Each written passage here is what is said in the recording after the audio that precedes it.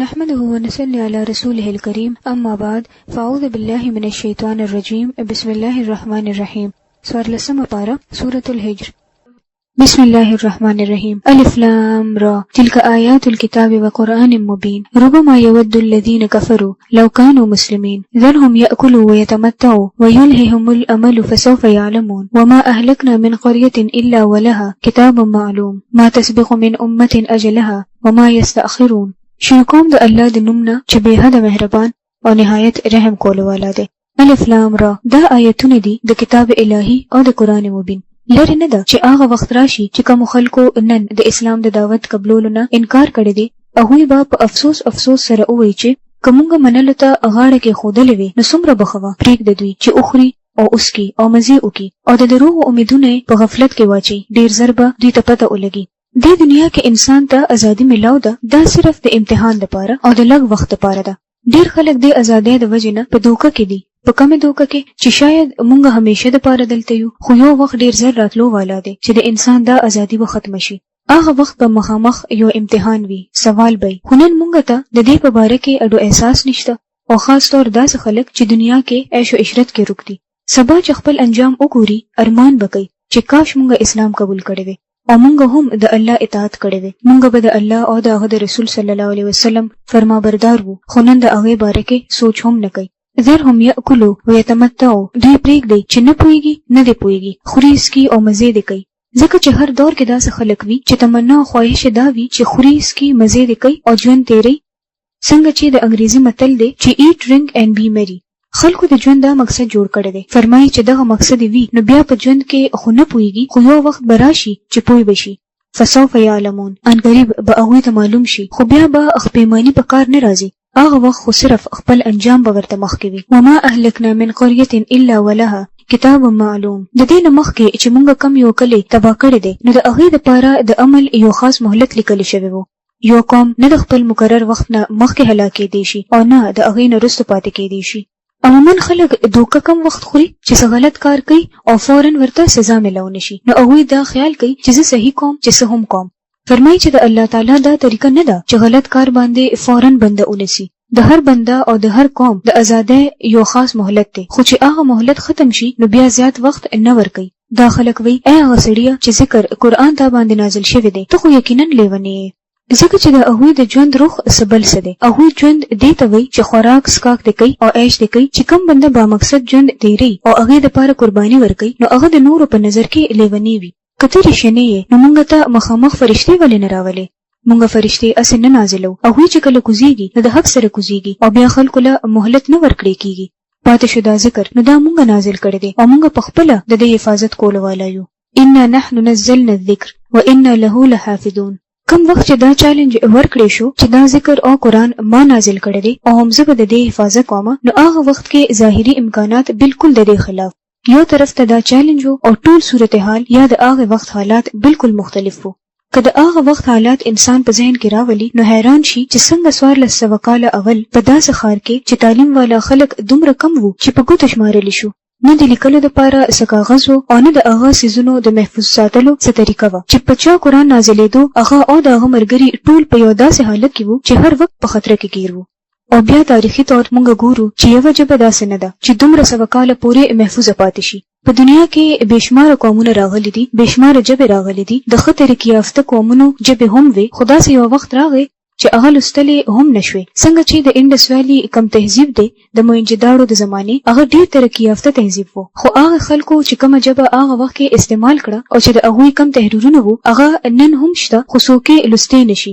همدغه شان د مصریانو ژبه په مشکل څه لږه ډیره ولوستې شوه خو حقیقت دا دی چې هغه هم نشي لوستی کېدی. دغه شان په دنیا ډیر تیر شوي قومونو تحریرونه محفوظ نه دي کتابونه محفوظ نه دي پاتې شوي خو د قرآن پاک 1400 کاله تیرېدو نه پس هم ژبه محفوظه ده او د هغې یو لفظ یو آیت محفوظ دی. او موږ ګورو چې دې نه اول چې کوم انبیا راغلي دي د هغوی کتابونه هم محفوظ نه دي صرف دې یو کتاب ته دا سعادت حاصل دی او دا د دې خبرې پوره گواهی ده د دې خبرې دلیل دی چې الله تعالی د دې کتاب د حفاظت تنظیم کوي. دا حفاظت صرف انساني حفاظت نه بلکې دا د رسل د الله تعالی دی چا چې د دې د حفاظت ذمہ غشته ده او مسلمان په دنیا کې واحد هغه امت دی چې ورسره د هدایت سامان صحیح مانو کې بغیر د څه تبدیلات پوره حفاظت سره محفوظ دی. اے نبی صلی الله علیه وسلم مونږ ستانه مخکې په تیرو شوو ډیرو قومونو کې رسولان لېږلي دي. هیڅ کله داسې نه دي شوي چې هغوی ته د یو رسول راغلی وي او هغوی د ورپورې ټوکې نه وي کړې. د مجرمانو په زړونو کې خو مونږ دا ذکر هم دغه رنګې د سیخ غوندې ورننه باسو. هغوی په دې باندې ایمان نه وروړي. د پخوا راسې د دې قسمه خلکو همدا طریقه را روانه ده. که چېرې مونږ په هغوی باندې د اسمان یوه دروازه کلو کړې وي او په هغې کې په رڼا ورځ هغوی بره ختلې هم وي، نو بیا به هم هغوی ویلې چې زمونږ سترګې دوکه کېږي، بلکې په مونږ باندې جادو شوی دی. دا زمونږ کارونه دي چې په اسمان کې ډېرې مضبوطې کلاګانې جوړې کړې او هغه د کتو والو دپاره خشته کړې.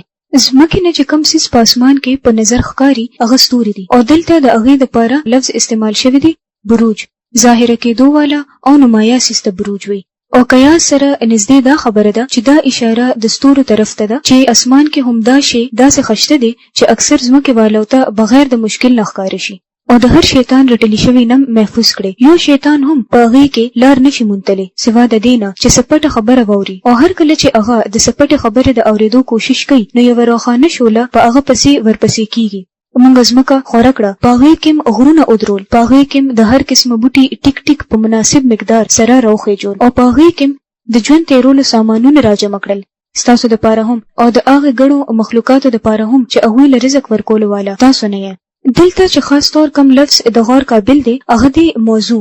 د موضوع یو معنی ده معلوم او موضوع یو مطلب اندازه هم دی، یعنی په مناسب مقدار کې چې په ځمکه څومره بوټي مختلف قسمه ونې او ځناور دي په هغوی کې د خپل نسل د زیاتولو دومره طاقت دی که چیرې صرف یو سیسته موقع میلاو شي نو ټوله ځمکه به هغې نه ډکه شي. خو الله تعالی داسې طریقې اختیار کړي دي چې هر څیز د یو اندازې مطابق دی او د هغې نه مخکې نشي تللی او دې سره په ځمکه یو توازن قایم دی. وَإِن مِّن شَيْءٍ إِلَّا عِندَنَا خَزَائِنُهُ وَمَا نُنَزِّلُهُ إِلَّا بِقَدَرٍ مَّعْلُومٍ. هیڅ څیز داسې نشته چې د هغې خزانې زمونږ سره نه وي او هر څیز چې مونږ نازلو هغه په یو مقرر مقدار کې نازلو. یعنی الله تعالی د کائنات ټولو څیزونو له یو حد مقرر کړی دی، د حدبندي اصول جوړ کړی دی. مثلا هوا په یو حد کې چلیږي، حالانکه کله نه کله سیلی هم راشي. که هر وخت سیلی چلیدی نو ژوند به څومره ګران وو. دغسې نور هم په یو خاص اندازه دی. که نور راښکته شي نو هر څه به وسوځي او که وروسته لاړ شي نو ځمکه به واوره شي. همدغه شان د ځمکې کشش ثقل دی، یعنې ځمکه چې هر شي ځان ته راکاږي.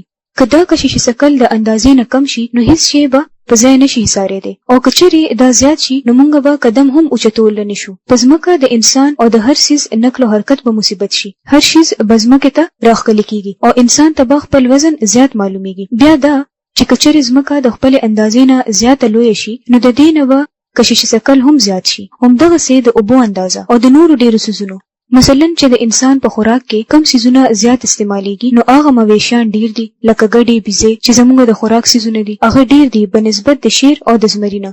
که چیرې دا حساب الټه وي نو بیا به څه حال وو چې لږې ډېرې بکرۍ وي هغه به هم شیرانو خوړلې وي.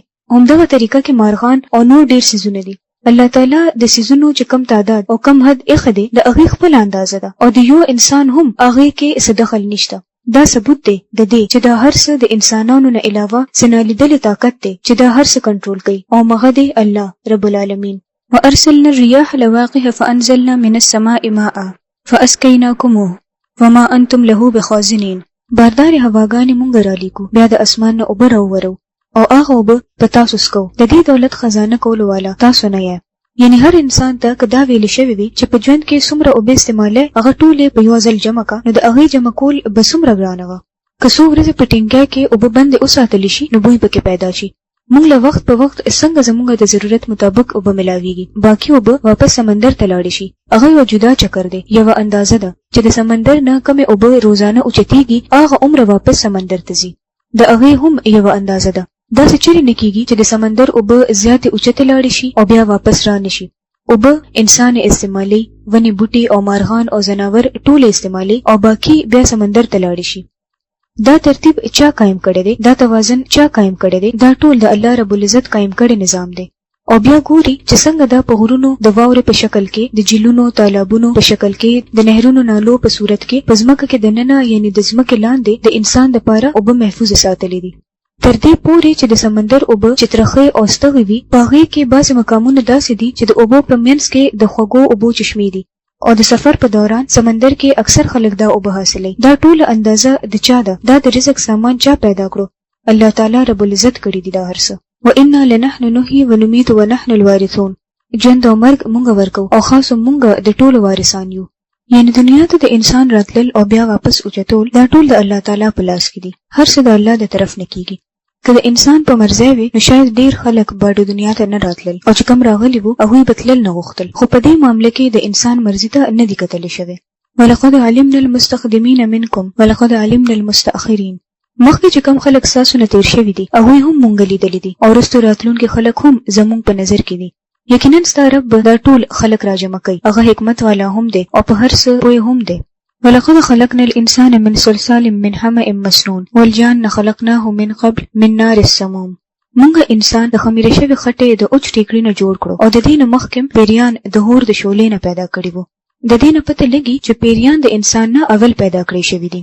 بیا یاد کا هغه وخت کله چې ستا رب فرشتو ته وویل چې زه د خمیره شوي خټې د اوچ ټیکړي نه یو بشر پیدا کوم، نو هر کله چې زه دې پوره جوړ کم او د خپل روح نه پکې سپک وهم نو تاسو ټول د ده وړاندې په سجده پریوځئ. نو ټولو فرشتو سجده وکړه بغیر د ابلیس نه چې هغه د سجده کولو والو سره د مرګرتیا کولو نه انکار وکړو. رب ته تپوس وکړو اے ابلیسه تاله څه وشو چې ته د سجدې کولو والو سره شامل نشوې؟ هغه وویل زما دا کار نه دی چې زه دې هغه بشر ته سجده وکم چې هغه ته د خمیره شوي خټې د اوچ ټیکړي نه جوړ کړی دی. رب ورته وفرمایل ښه ده نو ته وځه د دې ځای نه ځکه چې ته رټلې شوې او اوس د جزا د ورځې پورې په تا باندې لعنت دی. هغه عرض وکړو زما رب چې دا خبره ده نو بیا ماله د هغه ورځ پورې مهلت راکا. دلته د مهلت نه مراد څه دی؟ ژوند، چې زه دې هغه ورځ پورې ژوندی یم په کومه ورځ چې به دا ټول انسانان دوباره راوچتې کړي کیږي. الله فرمایل ښه ده تا ته مهلت دی د هغه ورځ پورې چې د هغې وخت مونږ ته معلوم دی. هغه وویل زما ربه لکه څنګه چې تا زه بېلارې کړم دغه شان به اوس زه په ځمکه کې د دوی دپاره خشتوالی پیدا کوم او دوی ټول به بېلارې کوم بغیر ستا د هغه بندګانو نه چې هغوی ته په دوی کې خالص کړي وي. الله فرمایل دا لاره ده چې سیده ماته رارسي.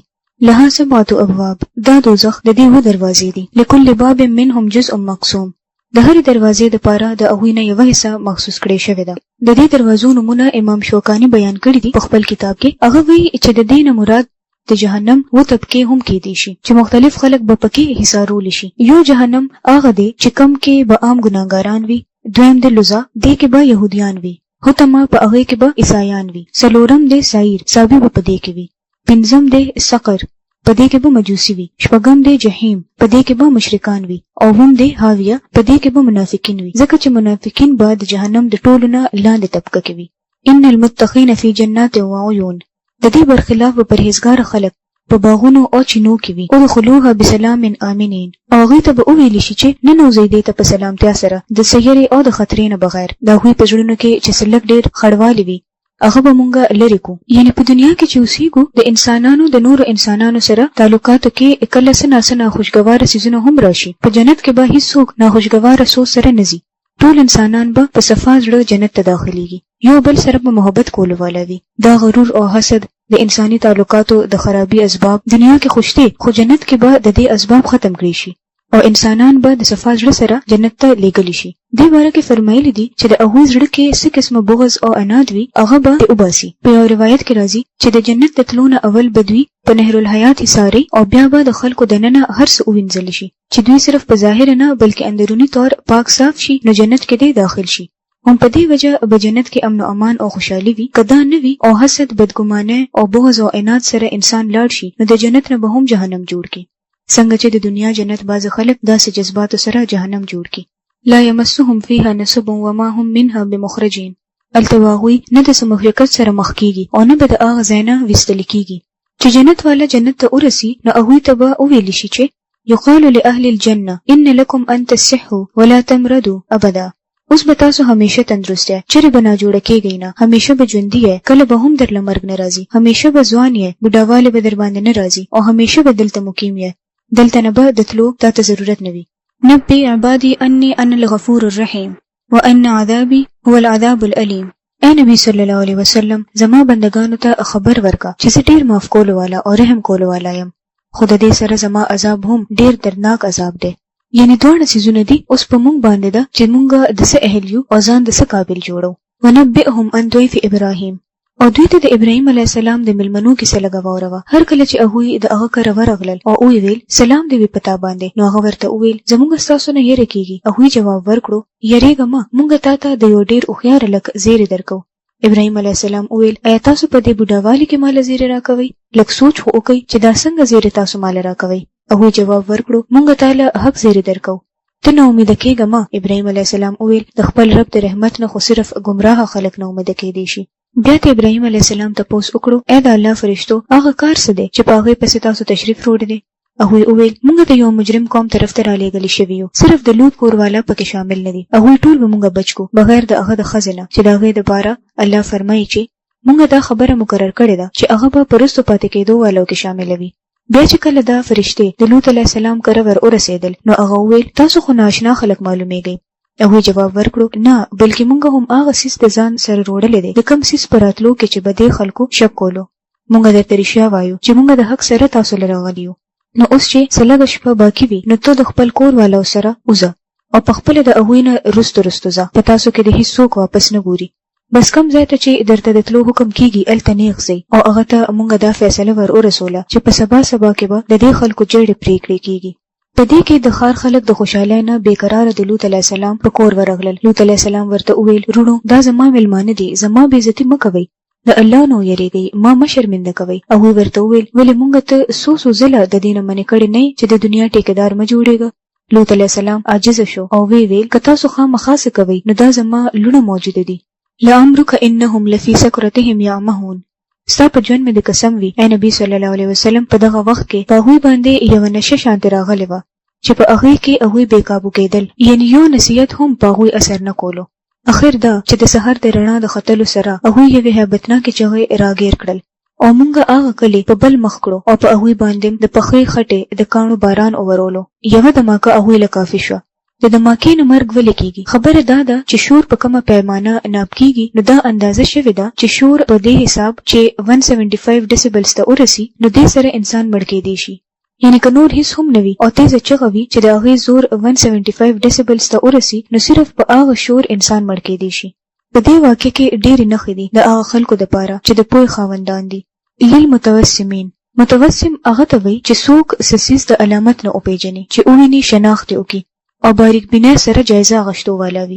او هغه علاقه کوم ځای کې چې دا واقع شوې وه په عامه چلنده لار باندې ده، یعنی هغه تجارتي لاره چې د شام نه مکې پورې تله د هغې په غاړه دا بستي لار کې موجوده ده.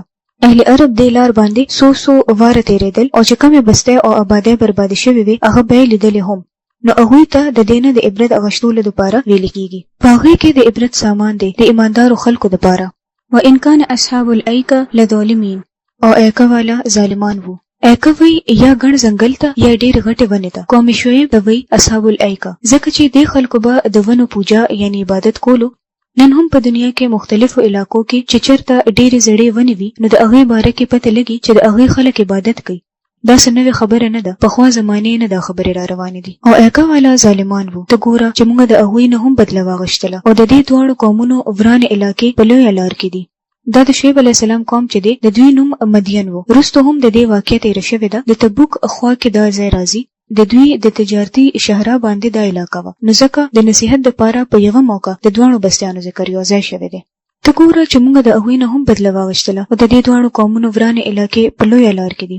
د هجر خلکو هم رسولان دروغ ګڼلي وو. موږ خپل آیتونه هغوی ته راولېږل، ولې نښې هغوی ته وښولې خو هغوی به د ټولو نه مخونه اړول. هغوی به غرونه راکنستل او کورونه به یې پکې جوړول او بالکل بې یره او مطمئن وو. اخر دا چې د سبا کېدو سره هغوی یو ډېر زبردست دماکې راګیر کړل او د هغوی ګټه د هغوی هیڅ په کار رانغله. موږ ځمکه او اسمان او د دې په منځ کې دا ټول څیزونه د حق نه بغیر په بل څه بنیاد باندې نه دي پیدا کړي او د فیصلې وخت خامخا راتلو والا دی. نو اے نبی صلی الله علیه وسلم ته د دې خلکو د ناپوهتا کارونه په شرافت سره معاف کوه. فاصفح الصفح الجمیل، خوبصورتۍ سره درګذر نه کار واخلي. یقینا چې ستا رب د ټولو خالق دی او په هر څه پوه دی. موږ تعالی اووه داسې آیتونه درکړي دي چې بار بار د لوستلو لایق دي، یعنی د سورة الفاتحه آیات چې د ورځې په ټولو منځونو ټولو رکعتونو کې دا لوستې شي، بار بار دا ویل کېږي. او قرآن عظیم هم درکړی دی. ته د دنیا هغه سامان ته مه ګوره کوم چې موږ په دوی کې مختلفو خلکو له ورکړی دی، او نه د دوی په حال باندې خپل زړه له څه خفګان راوله. دوی پرېږده او د مؤمنانو طرف ته اوږه ښکته کړه. دلته د قران پاک د دولت ذکر دی او تاسو صلی الله علیه وسلم له او موږ ټول له دا تسلی راکړي چې چاته د قران دولت ملو شي دا اعزاز ورته حاصل شي هغه د پاره بیا ټول دنیا حقیر شي څه اهمیت نه لري یعنی د دنیا هیڅ شی د دې مقابل نشته. دین اول سوره یونس کې راځي هو خیر مما یجمعون. دا قران د هغه ټولو سيزونو نه بهتر دی کوم چې خلک جمع کوي او دلته هم ویل شوی دی چې تاسو د خلکو په خبرو او چې تاسو په خندا کوي په دې ځړه متنګوي ما تاسو له ډیر عظیم نعمت درکړی دی دوی چې په کوم سيزونو فخر کوي په دې غلط نظر هم ماچوي ځکه چې دا سيزونه خو به ډیر زر ختم شي او دا یو تاریخي واقعه ده چې زمونږ ټولو ته وړاندې ده چې څه د الله رسول صلی الله علیه وسلم ته ملو شوی وو هغه باقی دي نوم او تعریف هم باقی دي او چې دشمنانو سره څه هم وو چې داغه په وجه هغه په تکبر کې وو هغه هر څه ختم شو او په خپل هم هغه ختم شو د دنیا ډیر معلومات د هغه عزت جوړولو کې پکار نشو قسم ملو هم شو نو په وختي تور باقی هیڅ پاتې نشو دې کې مونږ ټول له نصيحت دي او بیا د خلکو د خبرو د هغه د تکبر په مقابله کې تاسو څه وکي وقفت جناحك للمؤمنين هغه پرېدا او ایمان والو طرف ته ټیټ شه یعنی ته خپل ګرو خپل جماعت ایمان والو سره ساته ځکه چې انسان د دنیا د سختۍ مقابله کوي نو غبرو شي خو چې انسان د خلکو ترمنځ د یو ګروپ په شکل کې نو مضبوط وي او د ګروپ د جوړېدو بنیاد سوي چې مشترکه مقصد وي او نظریه یې وي نو نبی صلی الله علیه وسلم ته ویل کیږي چې چا ایمان روړ دی د کوم چې نظریه یو ده د کوم چې مقصد یو دی تاسو هغه سره یو ځای شئ نو ټول به په حوصله وي او نه منلو والو ته وایا چې صفه خبرداري درکول والایم دا هغه شان خبرداري دی لکه څنګه چې مونږ هغه ډله بازو خلکو ته ورکړی وو چې هغه خپل قران ټوټه کړی دی نو ستا پر رب مې د قسم وی چې مونږ به ضرور د دوی ټولو نه تاسو کو چې تاسو څه کول پس نبی صلی الله علیه وسلم د کوم سیس چې تاسو حکم کیږي هغه په ښکاره وایا او د مشرکانو هیڅ پروا مه لره ساده طرف نه مونږ دغه ټوکو کولو والو خلکو د خبر اغشتلو لپاره کافي یو چې هغه د الله سره بل خدای هم جوړي ډیر زر به هغه ته پته ولګي مونږ ته معلومه ده چې دا خلک کوم خبره پتا پسې جوړي دا غي د وجنه استاجره ته تکلیف در رسی د دې علاج دا دی چې د خپل رب د هم سره د هغه تسبیح وایا هغه ته سجده کوه او د هغه آخري وخت پورې د خپل رب بندگی کوه چې د هغه راتلل یقیني دي دلته نبی صلی الله علیه وسلم ته طریقه خول کیږي چې د دشمنانو د طرف نه مشکلات راشي چې مخالفت وي خندا در پسې کیږي چې مجنون درته ویل شي او تکلیفونه در کیږي په دې هر څه زړه متنګوا ولقد نعلم انك يضيق صدرك بما يقولون نو په داسې موقع سوکا شکوا غم او مایوسی په ځای فسبح بحمد ربك بل رب تعریف سره د الله تسبیح بیان کا نو د غم علاج څه دی د تسبیح کثرت غم او خفګان په موقع کثرت سره سبحان الله وبحمده سبحان الله العظیم ویل انسان له د زړه اطمینان ورکوي دویم شی څه دی وکم من الساجدین سجده کول والا سره شامل شي دلته صرف دا نه وی چې سجده وکا کوم من الساجدین چې خلکو سره یو ځای سجده وکي یو ځای خلکو سره مونږ کول دا د زړه د سکون اطمینان او د خوشاله سبب وي ایمانی کیفیت کې اضافه کیږي نو د اول او د دې هدایت په مطابق مسلمانانو ته د دشمن مقابله لپاره د یو کېدو تلقین دی او همیشه د مسلمانانو اجتماعیت د هغوی د قوت علامت وي او چې کله مسلمانان جدا جدا شي ټوټه شي نو دشمن ته فائدہ اخلي او بیا یوازې عبادت خوشتي تسبیح خپل ځان لوي او تنها عبادت سره اجتماعي عبادت هم کول دي وعبد ربک حتی یأتیک الیقین او د هغه آخري وخت پورې د خپل رب بندگی کوه چې د هغه راتلل یقیني دي سورة النحل دا هم مکی سورت ده تا امر الله فلا تستعجلوا سبحانه وتعالى عما یشرکون اراغله فیصله د الله اوس د هغه د پاره تلوار مکوي پاک دی هغه او ډیر اوچت دی د هغه شرک نه کم چې داخله کوي دلته کوم فیصله طرف ته اشاره ده دی باره کې یو رائے خدا ده چې دا د قیامت خبره کیږي دویمه ده چې په مشرکینو کم عذاب راتلو والا دی هغه طرف ته اشاره ده دریم دا هم ویل شوی دی چې دا هجرت طرف ته اشاره ده چې اوس به تاسو ډیر وخت پورې د هغه ظلم ستم نه برداشت کوئ د الله تعالی فیصله راغلی ده او تاسو به د ځمکه پرېږدئ نو دې دپاره د هغوی په ذاته غم مه کوئ هغه په خپلو بندګانو کې چې په چا باندې غواړي هم په هغه باندې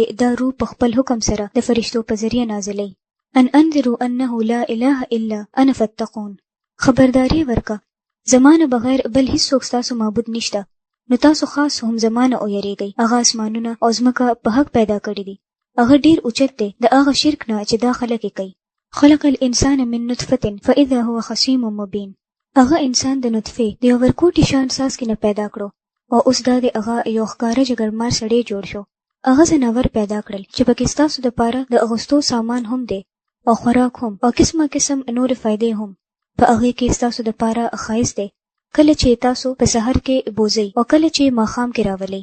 هغوی ستاسو دپاره بارونه داسې ځایونو ته وړي چې هلته تاسو د سخت مشقت نه بغیر نشئ رسېدی. حقیقت دا دی چې ستاسو رب ډېر مهربانه او رحم کولو والا دی.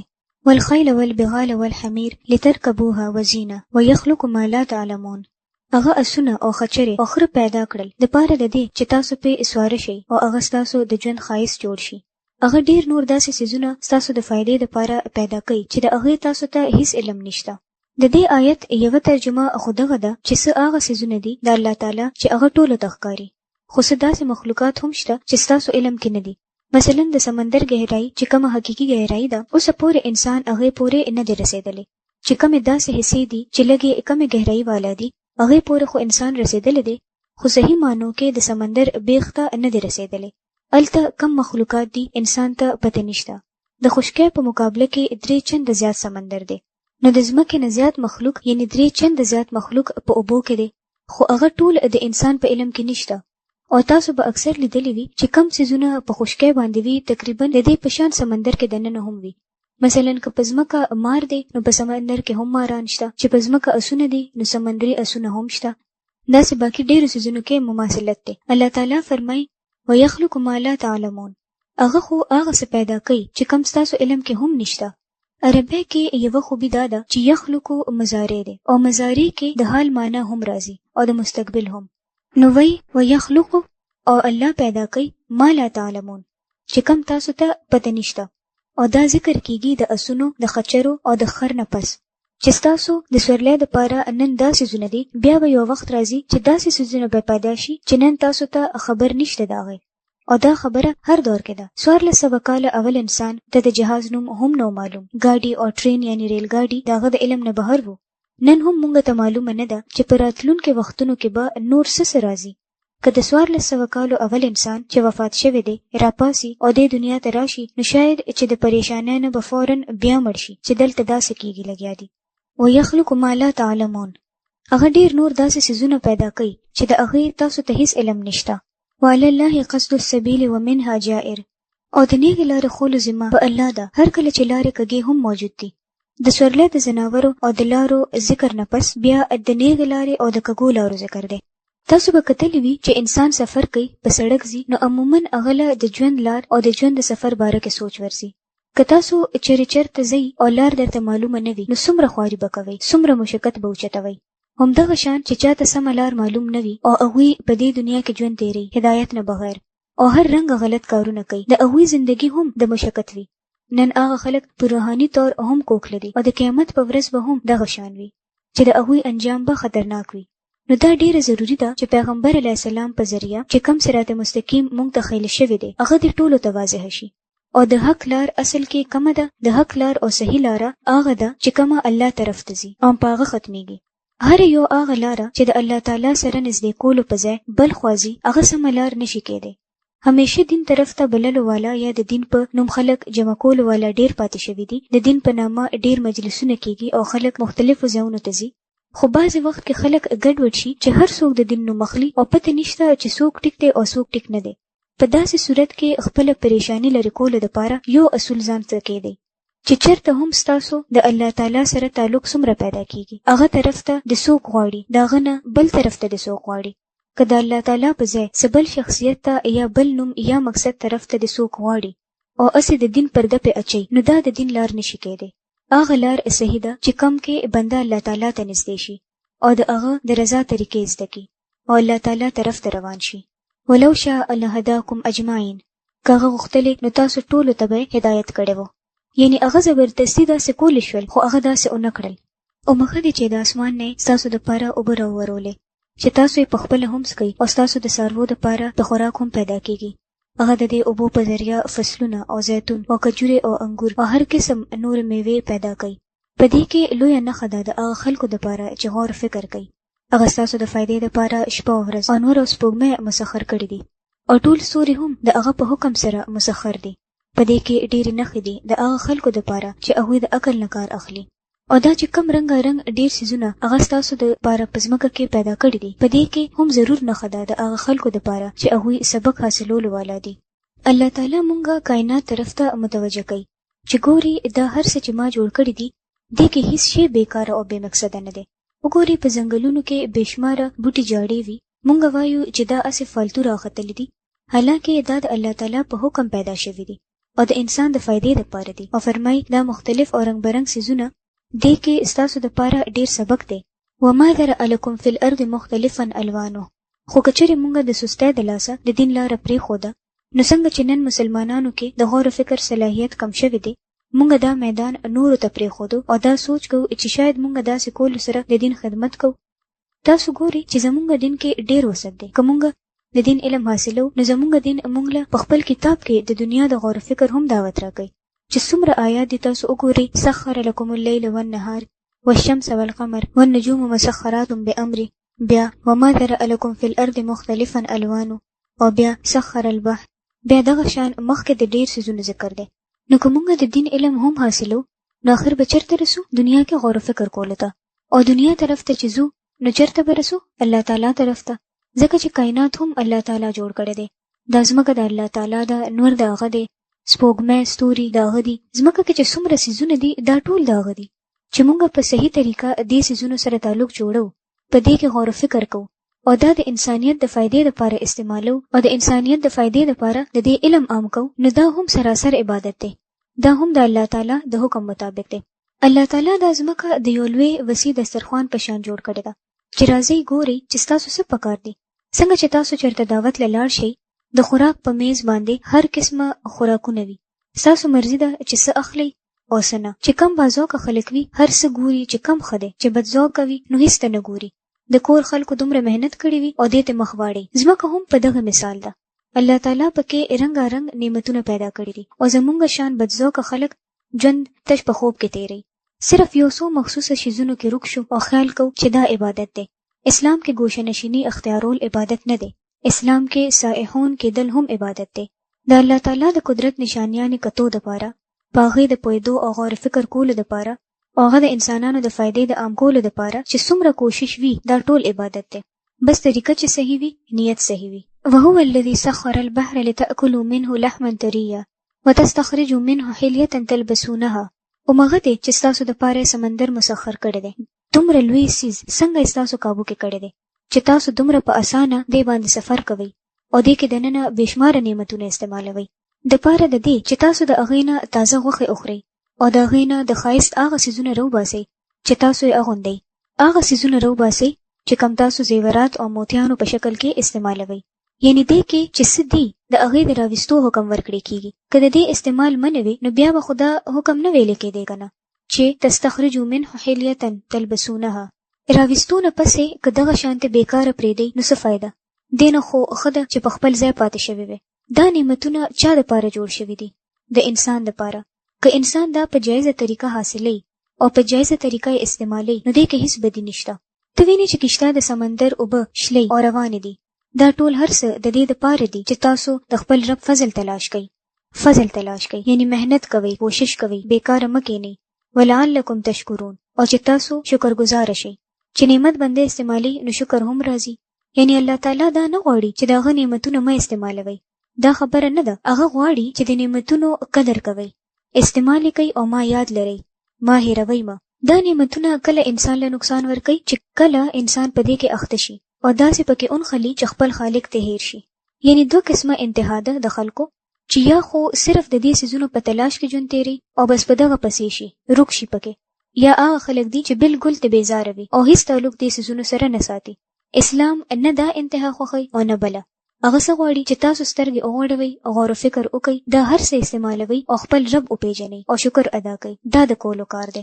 هغه په ځمکه کې د غرونو میخونه ښخ کړل دپاره د دې چې ځمکه په تاسو ونه خوځي. یعنی غرونه چې دي دا صرف اوچت لوړ نه دي، دا ځمکه کې هم ډیر تر لرې پورې ډوب دي. یعنی تقریبا 2 چنده غر په ځمکه کې دننه وي، یوه حصہ بهر وي، بالکل د میخ په شان دی. څنګه چې تاسو دیوال کې میخ ټک وهئ چې څه شی ورته ځوړندوئ، نو څه کوئ؟ مثلا خپلې ګوتې ته وګورئ چې څنګه د ګوتې 3 حصې دي. نو که مضبوط میخ ټک وهئ نو 2 حصې میخ به دیوال کې دننه وي او یوه حصہ بهر. که یوه حصہ دیوال کې وي او 2 حصې بهر، نو چې په دې څه ځوړندوئ هغه به وغورځېږي. نو ځمکه یې فکس کړه، منجمده یې کړه. د دې بره حصہ زګه ده او د ننه سره یو ځای کړې ده، خو د ننه حصہ مختلفه ده. د بهر ځمکې باندې خاوره ده، نرمه ده، ځکه چې د انسانانو غذا، خوراک او رزق دې ځای نه راتللو. الله د دې ځمکې مضبوطولو دپاره غرونه جوړ کړه او دا غرونه 2 حصې په ځمکه کې دننه وي او 1 حصه بهر ښکاري او دومره مضبوط انتظام یې وکړو چې ځمکه د سنباله وي. که داسې نه وي نو په ځمکه به هر وخت زلزله وي او موږ به د هیڅ کار قابل نه وو. ګوري چې زلزله راشي لږ ساعت له ځمکه حرکت وکړي نو د یری نه د خوف نه د بنده زړه بهر راوځي. سوچ وکړئ چې ځمکه هر وخت خوځېدې نو موږ به ګرځېدو څنګه؟ پوهېدو به نه چې څه وکړو. که سم ایښودل غوښتلې نو هغه به هم ټینګېدلی نه. دا د الله تعالی څومره لوی نعمت دی چې هغه موږ له ځمکه په سکون کړې ده چې موږ شپه ورځ په دې کې کار کوو. هغه دریابونه جاري کړل او قدرتي لارې جوړې کړې دپاره د دې چې تاسو هدایت بیا مومئ. هغه په ځمکه کې لار ښولو والا نښې کېښودې او د ستورو په ذریعه هم خلک هدایت بیا مومي، خصوصا د سمندر په سفر کې. یعنی د خشکۍ د ځمکې سفر هم ممکن نه و که الله تعالی پکې قدرتي لارې نه وي جوړې کړې. یوه علاقه به د بلې نه کټ وه، خصوصا چې پکې منځ د غرونو سلسلې وې. که تاسو هوایي سفر کوئ نو چې پاس نه ګورئ نو قدرتي سړکونه لارې جوړې شوې ښکاري. د اوبو لارې هم وي او اسې هم الله تعالی په خپله څه لارې جوړې کړې دي. وروستو بیا انسان د خپل ضرورت دپاره نور سړکونه هم جوړ کړل. دا ټول د الله تعالی انعامات احسانات دي چې موږ دا استعمالو او خپل رب یاد لرو. افمن یخلق کمن لا یخلق، آیا هغه څوک چې پیدا کول کوي او هغه څوک چې هیڅ څوک هم نه پیدا کوي دواړه یو شان دي؟ یعنی یو طرف ته چې الله رب العالمین دومره نعمتونه جوړ کړي دي او بل طرف ته هغه بوتان او هغه هستیانې چې کم تاسو معبود کړئ چې چا هیڅ نه دي جوړ کړي. هغوی له د الله تعالی برابر مقام ورکول څومره د ظلم او د ناانصافي خبره ده چې کم پیدا کوي او چې کم هیڅ هم نه پیدا کوي دواړه یو شان کېدی شي. افلا تذکرون، تاسو پوهیږئ نه؟ هوش کې نه راځئ. وان تعدوا نعمت الله لا تحصوها، که تاسو د الله نعمتونه شمارل غواړئ نو شمارلی به نه شئ. یعنې دومره هر څه دي تاسو له په دې ځمکه. حقیقت دا دی چې هغه معاف کولو والا او رحم کولو والا دی، حالانکه هغه ستاسو د ښکاره نه هم خبر دی او د پټ نه هم. اوس ګورئ د نعمتونو قسمونه خو ډېر دي. مثلا د خوراک نعمتونه تاسو شمارلی شئ چې اوسه پورې تاسو څه خوړلی دي. کله نه چې تاسو پیدا شوي یې اوسه پورې څومره قسمه څیزونه خوړلی دي. که څوک فهرست جوړول غواړي جوړ به نه کړي. بېشماره څیزونه دي. په یو خوراک کې څومره څه شامل دي. بعضې د مسالو سامان واړه مختلف د ذایقې دپاره، د خوشبو دپاره، بعضې رنګ دپاره. دا خو هم کېدی شول چې صرف ګیا یې موږ له پیدا کړې وي چې کټ کوئ او خورئ. هاتي خو هم په ګیا پای ښه صحت وي، موږ هم په دغه پایدې شو. خو موږ کله هم د الله تعالی احسان نه دی منلی، د هغه شکر نه ادا کوو. ان الله لغفور الرحیم، حقیقت دا دی چې هغه معاف کولو والا او رحم کولو والا دی. والله یعلم ما تسرون وما تعلنون، حالانکه هغه ستاسو د ښکاره نه هم خبر دی او د پټ نه هم. والذین یدعون من دون الله لا یخلقون شیئا وهم یخلقون، او هغه نورې هستیانې چې خلک ورته د الله په ځای اوازونه کوي هغوی د هیڅ څیز پیدا کولو والا نه دي، بلکې هغوی پخپله مخلوق دي. هغوی مړه دي، ژوندي نه دي، او هغوی ته هیڅ علم نشته چې هغوی به کله دوباره راوچتېږي. دلته خاص طور د هغه معبودانو طرف ته اشاره ده د کومو چې انساني شکل کې خلک عبادت کوي. ځکه چې بعض خلک دا خیال کوي چې دا نیک زبرګان وو، دوی د مرګ نه پس هم نه مړه کېږي. الله تعالی فرمایي امواتن، مړه کېږي، غیر احیاء، او هغوی ژوندي نه دي. او چې څو پورې د شهیدانو زندگی ده هغه هم ولکن لا تشعرون، مونږ ته پته نشته چې هغه څنګه دي. هغه زمونږ د ژوند نه مختلفه زندگی ده او هغه د دې دپاره نه ده چې زمونږ کارونه پې سموي. هغوی خو ځان له په مزه کې دي، خو انسان له شیطان دا دوکه ورکوي. هغه خلک چې نیک عمله وو هغوی الله تعالی نه یره کې ژوند تیر کړی وو او هغوی ژوند تیر کړی دی د الله تعالی په اطاعت کې، د الله تعالی په عبادت کې، او آخري ساه پورې د الله نه یریدل. دا خو کېدی نشي چې یو بنده د نیک وي او د الله تعالی نه د یریږي نه، او دا فخر دې پکې پیدا شي چې زه خو ډېر نیک یم. چې کم بنده تر آخري وخته په یره کې ژوند تیری او خبر هم نه وي چې هغه سره به څه کېږي، نو هغه به د بل څه پکارېږي. همدې دپاره دلته د فوت شده زبرګانو باره کې ویلي شوي دي چې امواتن غیر احیاء، هغوی مړه دي، ژوندي نه دي. وما یشعرون، هغوی ته خپل قبرونو کې دا پته نشته ایان او یبعثون، چې بیا به کله د قبر نه اوچتېږي. چې د مرګ نه پس د زندګي نه خبر نه وي هغه به تاسو له څه وکړي، څه کار به درله سم کړي. په تېرو قومونو کې شرک اصل کې هم په دې لار راغلی و. بخاري شریف کې د ابن عباس رضی الله تعالی عنه روایت دی چې قوم نوح کې نامې دي ود، سوا، یغوث، یعوق او نصر. دا ټول د نیکو خلکو نومونه دي. رستنو خلکو بیا د دوی بوتان جوړ کړه. داسې ولې کېده؟ خلکو ویل چې دا نیک خلک دي، مونږ یې الله تعالی سره ملاو کړو. بیا به هغه خلکو نور هر څه هیر کړه او نیکانو خلکو سره به محبت شروع کړو. حالانکه والذین آمنوا اشد حبا لله، ایمان والا د الله په محبت کې ټول نه زیات شدید وي. یعنی چې کومه اصل هستی ده هغه به هیر کړه او چې څوک یې رب سره ملاوي هم هغه به رب جوړ کړو او هغه کې بروک شو، شخصیت پرستی به شروع کړه. بیا یې د هغوی تصویرونه جوړ کړه چې دې سره موږ ته خدای یادېږي. چې دوی فوت شو نو تصویرونو ته ګورو او خدای یادو. بیا چې د هغوی اولاد یعنی دویمه پیړۍ راغله نو هغوی خو خدای هیر کړو او همدکه خدایانو ګڼل او د تصویرونو په ځای مجسمې جوړې کړې. هغوی ته به دعا کوله، هغوی نه به حاجتونه غوښتل، د هغوی په نوم به نظر نیاز کولو، بیا یې سجدې شروع کړې او دغه شان دنیا د شرک نه ډکه شوه. دغه شان روایاتو کې کم بوتان وو، لات، منات او عزا د هغوی په باره کې هم راځي. د مشرکینو دا عقیده وه چې لات او عزا د الله تعالی دومره خوښ وو چې یخنیانې یعنی جمع به یې لات سره تیرولو او ګرمیانې به یې عزا سره تیرولې. داسې غلطې او خرافات خبرې جوړې کړې وې. الهکم اله واحد، ستاسو خدای بس هم یو خدای دی، صرف یو، او هغه سره څوک الوهیت کې شریک نشته. فالذین لا یؤمنون بالآخرة قلوبهم منکرة وهم مستكبرون. خو کم خلک چې آخرت نه مني د هغوی په زړونو کې انکار ټینګ شوی دی او هغوی په غرور کې اخته شوي دي. بېشکه الله د دوی ټول کارونه پیژني، پټ هم او ښکاره هم. هغه هرگز هغه خلک نه خوښوي څوک چې د نفس په غرور کې مبتلا وي. واذا قیل لهم ماذا انزل ربکم قالوا اساطیر الاولین. او کله چې څوک د هغوی نه تپوس کوي چې ستاسو رب دا څه څیز نازل کړی دی نو وایي یره جی خو هغه د پخوانۍ زمانې زړې کیسې دي. دا خبرې دوی ځکه کوي چې د قیامت په ورځ خپل پیټي هم ټول راوچت کړي او ورسره د هغه خلکو څه پیټي هم راجمع کړي چې دوی د جهالت په وجه بېلارې کوي.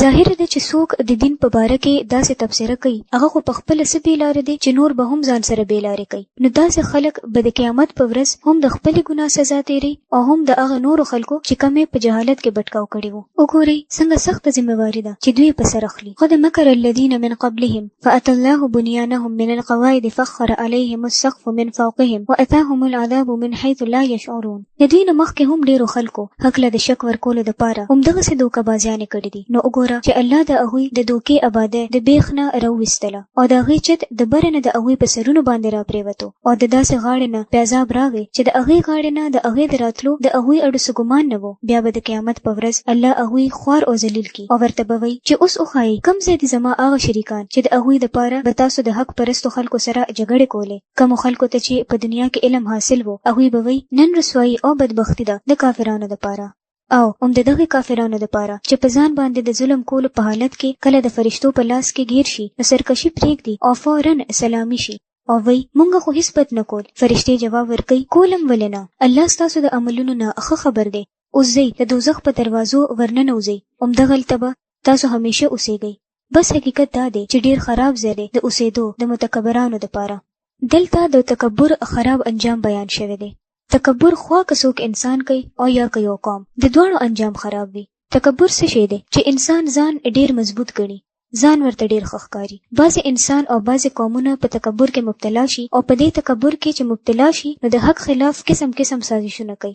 خو ماضي کې یعنی اول زمانه کې هم داسې شوي دي او آینده به هم داسې کیږي چې الله تعالی د داسې خلکو مکر او فریب چې د دین خلاف کېدل هم د هغوی په سرونو یې نسکور کړه او د هغې لاندې ګیر شو او دنیا کې د هغوی تکبر ته هم بد ورسېده.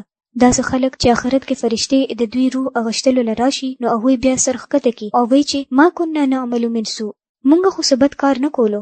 نن هم تاسو ګورئ چې ډېر متکبر خلک د غلط کار باوجود وایي چې مونږ خو ټیک کار کوو. دنیا د ظلم نه ډکولو سره وایي مونږ خو بالکل صحیح یو. د فرشتو مخکې به هم وایي ما کنا نعمل من سوء، مونږ خو هیڅ غلط کار نه دی کړی. همدا تکبر دی چې خپل غلطي نه مني. چې کم بنده غلطي نه مني هغه ته به معافي څنګه کیږي، اصلاح به یې څنګه کیږي. دې دپاره به د مرګ سره دا فرمان جاری شي فدخلوا ابواب جهنم خالدین فیها. دا وګوري چې د ساه اغشتو په وخت کې ورته وایي چې د جهنم په دروازه کې داخل شي. ډېر خلک وایي چې فیصله خو په آخرت کې کیږي. نو دا د قبر عذاب څه شی دی چې کم خلک په خپل غلطي باندې فخر کوي او فرشتو ته وایي چې مونږ غلط نه یو نو هغوی خپله فیصله په خپله وکړه چې دا سلوک دې ورسره وشي. دې دپاره د قبر عذاب برحق دی او دا ابواب جهنم قبر دی چې د جهنم په کنده کې یوه کنده ده یا د جنت په باغونو کې یو باغ دی. یعنی مفسرینو د ابواب جهنم نه مراد غشت دی چې ابتدایي سزا یعنی د قبر عذاب. فلبئس مثوى المتکبرین، ډیر خراب ځای دی د اوسېدو د متکبرانو دپاره. ډیر خراب ځای دی د اوسېدو د متکبرانو دپاره. ډیر خراب ځای دی د اوسېدو د متکبرانو دپاره. ډیر خراب ځای دی د اوسېدو د متکبرانو دپاره. ډیر خراب ځای دی د اوسېدو د متکبرانو دپاره. ډیر خراب ځای دی د اوسېدو د متکبرانو دپاره.